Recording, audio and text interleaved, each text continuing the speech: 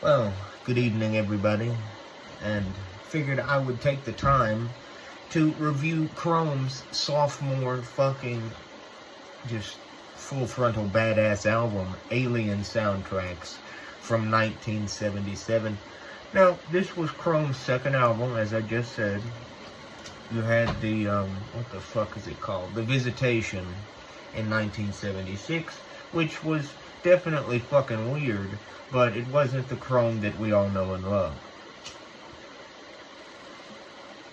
But nonetheless, very fucking good, and a step in the right direction.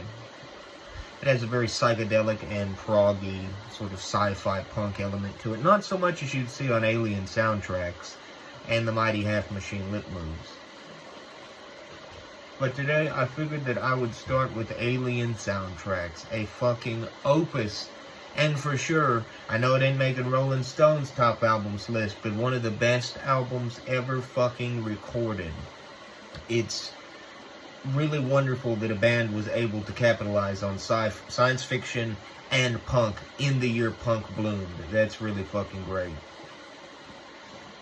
And something else I happen to notice, a lot of the best bands happen to come out of the San Francisco Bay Area. I mean, Dead Kennedys, Chrome, Minimal Man, wasn't Nervous Gender from there? Wait, well, that may have been Florida. I don't fucking know.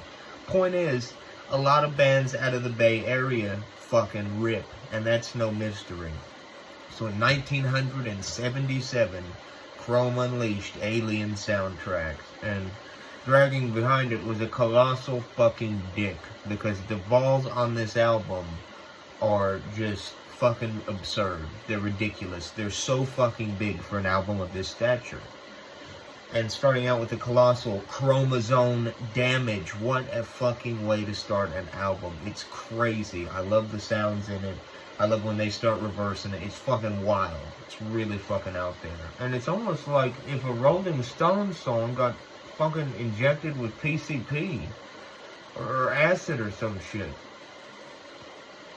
Really good shit. Continuing on with The Monitors, which is almost a very soft-spoken, but it is a ripper of a song. It picks up and it lets back down. Really fucking great stuff. And you have really bizarre and sort of subtle and almost slow things in affairs like All Data Lost, which had this really weird start-stop guitar riff intro, which is really fucking badass. Much of Chrome's success could probably be leveled at Helios Creed. He was a fantastic player when he joined the band, and he provided quite the creative boon to the band, honestly.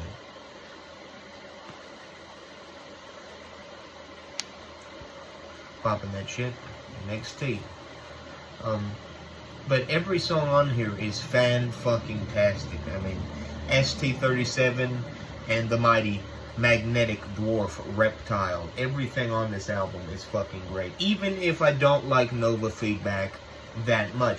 Yes, it does sound like a really good bit of unused Castlevania NES music, but that's not quite enough to save it for me. Nonetheless, a stellar track, and hey, I mean, when you really look at it, it's a track where Chrome is in their golden period. Can't really be that bad. It is a phenomenal track. There are some really highly great standout moments on this album. Slip It to the Android. That's a pre-Eddie Van Halen world. Well, yeah, the debut didn't come out till 78. No, Eddie was probably playing in 77, but we're not going to talk about that. Instead, we're going to talk about how great Helios Creed is as a guitar player, because he rips it up front to back all over this fucking album. It's absurd. And Damon Edge, rest in peace, man, does some pretty ridiculous vocals all over the whole thing. Not to mention, I believe he played drums on this album.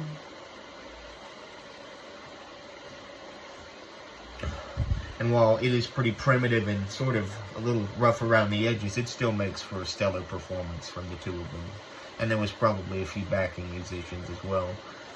But for such a stellar album, it ends on really a prolific note, in my opinion. Such a fucking great ending to any album I've ever heard before. I don't think there's a better track to end an album than the mighty Magnetic Dwarf Reptile, which has one of the most somber endings to an album I've heard.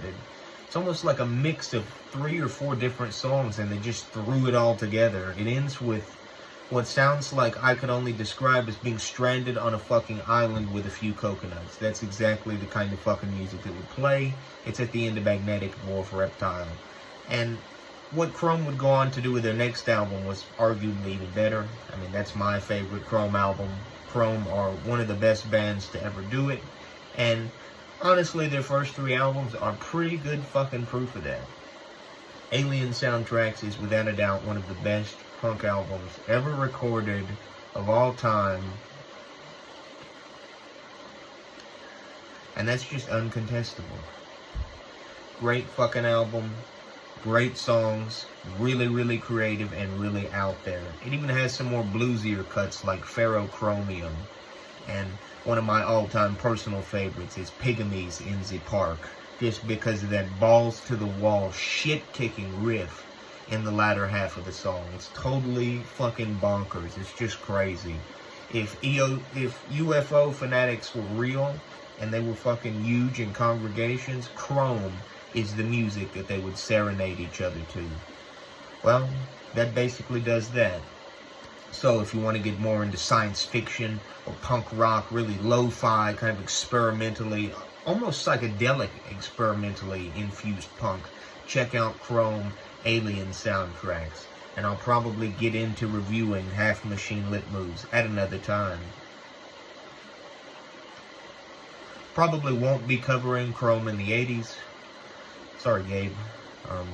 It is what it is, but nonetheless, Chrome, one of the greatest bands to ever do it, and one of the best punk bands of all fucking time. So check out Alien Soundtracks by San Francisco-based Mighty Chrome.